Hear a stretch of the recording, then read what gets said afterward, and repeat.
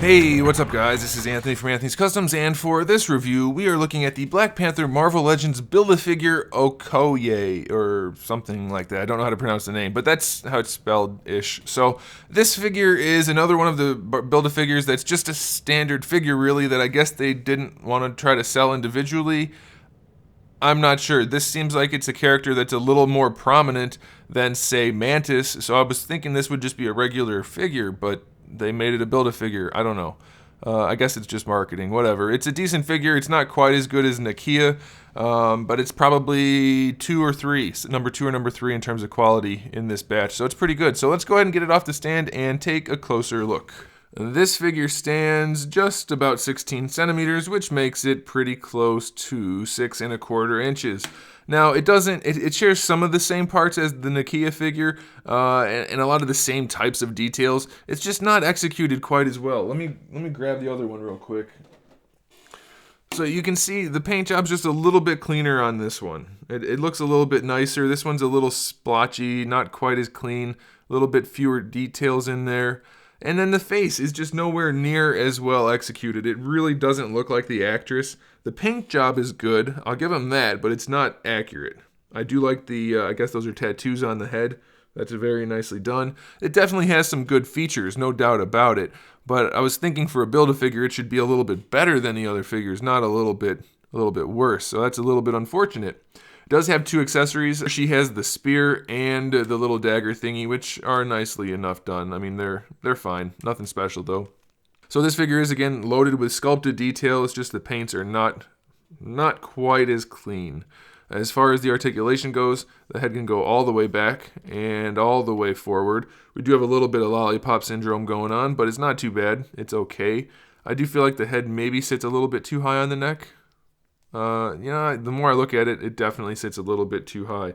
Or maybe it's just the way the neck is sculpted. I don't know, because it looks okay from the front, I guess. For the shoulders, really good range, no problems there. Full rotation. Bicep swivel comes down here at the elbow, but the way the forearm is sculpted, you really don't get too much out of that. The elbow bend is about 90 degrees, though. For the wrists, we have a swivel and a hinge. They're both gripping hands. Diaphragm joint is not as good as Nakia's. Again, it has decent range, but it's got a huge gap in it. You see that big hole in her chest. So that's not good. That's not as good. Better rotation, though. So it's fine. It's just not as good. This is basically the same type of thing. Again, it's going to restrict the hips a little bit, but not too bad. So you get pretty good range going out to the side.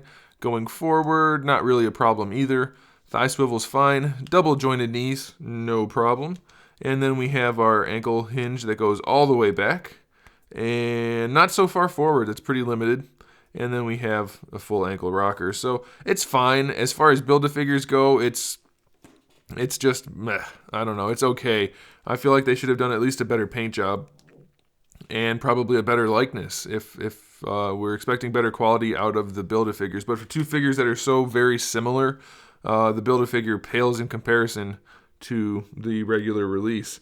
So I don't like it. I don't like that the Build-A-Figure is not as good as the standard release type of figure. I mean, this one is just so much better. And it looks to me like they even stole a lot of the details. Like this, they're clearly digital sculpts. So like this torso, you can see the chest is almost the exact same thing. They just changed the top part. And then this one's not painted as well. So it's just kind of a bummer. So ultimately, I just can't really say this is a Build-A-Figure worth buying a whole wave of figures to complete. It's just not well enough executed for being a normal size figure. Build-A-Figure, it's just blah. So yeah, I can't really recommend it, guys. So there you go. Thanks for watching. Make sure you subscribe to the channel. I have new videos up every single day. We talk about action figures, movies, TV shows, video games, all kinds of fun stuff. So make sure you come back for that. Give the video a thumbs up if you liked it. And in the meantime, keep collecting.